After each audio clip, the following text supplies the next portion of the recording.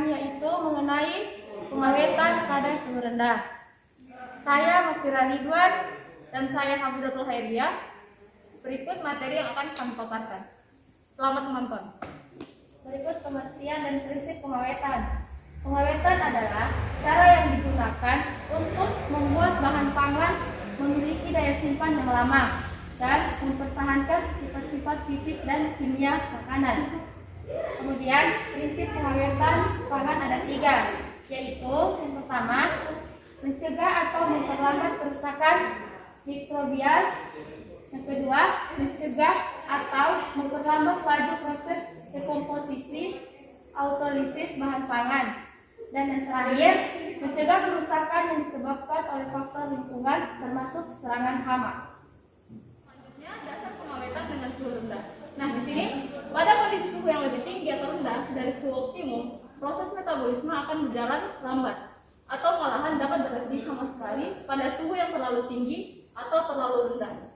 Secara umum disebutkan bahwa setiap penurunan suhu 10 derajat Celcius akan mengurangi laju reaksi kerusakan bahan pangan setengah kalinya atau metabolisme akan berkurang setengahnya. Sebaliknya, laju reaksi ini dalam batasan kisaran suhu fisiologis meningkatkan secara eksponensial dengan peningkatan suhu. Nah, di mana pengaturan suhu ini sangat berperan penting dalam pengawetan pada bahan pangan, di mana baik suhu tinggi maupun suhu rendah itu dapat mempengaruhi proses dalam pengawetan makanan. Berikut cara pengawetan dengan suhu rendah. Yang pertama, pendinginan. Pendinginan atau refrigerasi ialah penyimpanan dengan suhu rata-rata yang digunakan masih di atas titik beku bahan. Kisaran suhu yang digunakan biasanya antara minus 10 derajat Celcius sampai minus 40 derajat Celcius. Pada suhu tersebut, pertumbuhan bakteri dan proses biokimia akan terhambat, sehingga perubahan yang terjadi pada produk yang disimpan dapat diminimalisir atau diperlambat.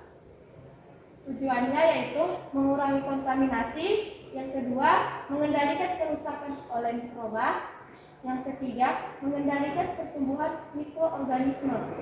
Kerusakan bahan pangan selama penyimpanan dapat diperkecil dalam bentuk belum dipotong-potong. Itu prinsip pendinginan.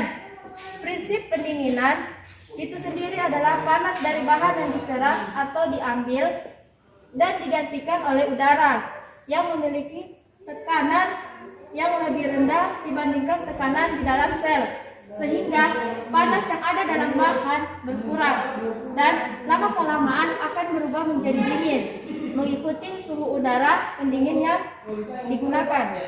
Yaitu faktor-faktor yang mempengaruhi hasil akhir bahan pendinginan terbagi menjadi 5. Yang pertama, jenis dan varietas produk.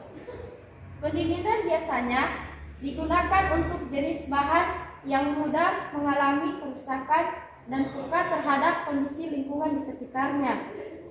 Yang kedua, suhu. Suhu dalam penyimpanan seharusnya dipertahankan agar tidak terjadi kenaikan dan penurunan suhu. Yang ketiga yaitu kelembapan relatif. Untuk kebanyakan komoditi yang mudah rusak, kelembapan relatif dalam penyimpanan sebaiknya dipertahankan pada kisaran 90% sampai 95%. Yang selanjutnya yaitu kualitas bahan dan perlakuan pendahuluan. Untuk mempertahankan kesegaran bahan, maka sebaiknya sayuran, buah-buahan maupun bunga potong yang akan disimpan terbebas dari luka atau lecet maupun kerusakan lainnya. Dan yang terakhir yaitu jenis pengemasan. Pengemasan merupakan salah satu upaya modifir packingan strok yang dapat membantu mempertahankan mutu dari bahan pangan tersebut. Yaitu teknik pendinginan. Pada umumnya, teknik pendinginan terbagi menjadi 2 cara. Yang pertama, secara alami. Pendinginan alami menggunakan air dingin, es campuran air dan es, larutan garam, dan lain-lain. Pada umumnya, semakin tinggi konsentrasi larutan garam akan semakin rendah titik bekunya. Yang kedua, secara mekanis. Pendinginan mekanis menggunakan mesin-mesin yang mengatur terjadinya siklus pergantian fase uap dan fase cair dari suatu zat pendingin. Zat pendingin adalah suatu persenyawaan kimia yang mampu menjadi penerima dan pembawa panas. Dasar pendinginan Dasar pendinginan mekanis dengan sistem kompresi. Terjadi penyerapan oleh zat pendingin pada saat terjadi perubahan fase dari fase cair ke fase uap. Ada dua sisi tekanan yang berbeda, yaitu sisi tekanan rendah dan sisi tekanan tinggi.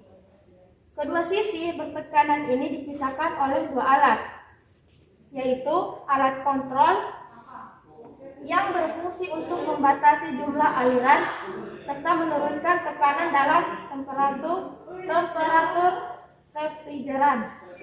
Yang kedua yaitu kompresor yang berfungsi untuk mengkompresisasikan gas refrigeran serta menaikkan temperatur kondensasi. Secara umum, pembekuan terjadi dalam 3 tahap. Yang pertama, penurunan suhu hingga mencapai titik beku, dan kemudian terjadi pelepasan energi panas. Nah, pada tahap ini segala sesuatu yang terkandung di dalam bahan pangan itu akan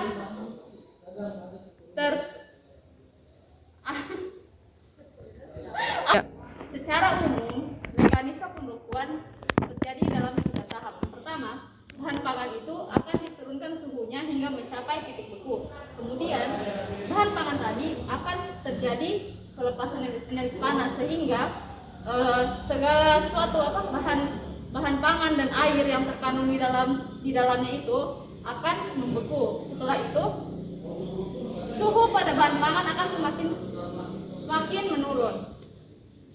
Selanjutnya, faktor-faktor yang mempengaruhi proses pembekuan. Yang pertama, ada jenis bahan. Nah, kan tiap bahan itu kan berbeda, sehingga suhu yang perlu digunakan dalam proses pembekuan ini perlu diperhatikan lagi.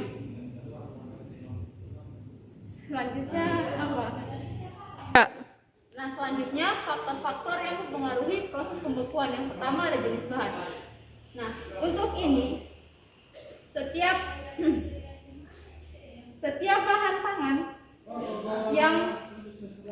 yang akan kita beku perlu diperhatikan bagaimana tingkat kematangan ataupun jenisnya, sehingga antara suhu satu bahan pangan dengan bahan yang lain itu berbeda. Kemudian ada perlakuan pendahuluan. Selanjutnya kualitas bahan dan perlakuan pendahuluan. Nah, di sini kita perlu memperhatikan bagaimana cara kita menyimpan bahan makanan. Di mana misal dalam perlakuan pendahuluannya kita memotong bahan, kemudian menyimpannya sehingga dia tidak lecet atau rusak. Kemudian ada suhu. Suhu dalam penyimpanan seharusnya dipertahankan agar tidak terjadi kenaikan atau penurunan seperti yang tadi dijelaskan di awal, di mana suhu itu sangat berpengaruh dalam proses pengawetan bahan pangan. Selanjutnya yaitu waktu.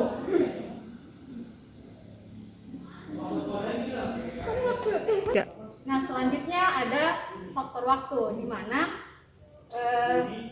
pembekuan dengan waktu yang sangat singkat atau cepat akan menghasilkan kristal yang berukuran kecil sehingga dapat meminimalkan kerusakan pada tekstur bahan yang akan dibekukan.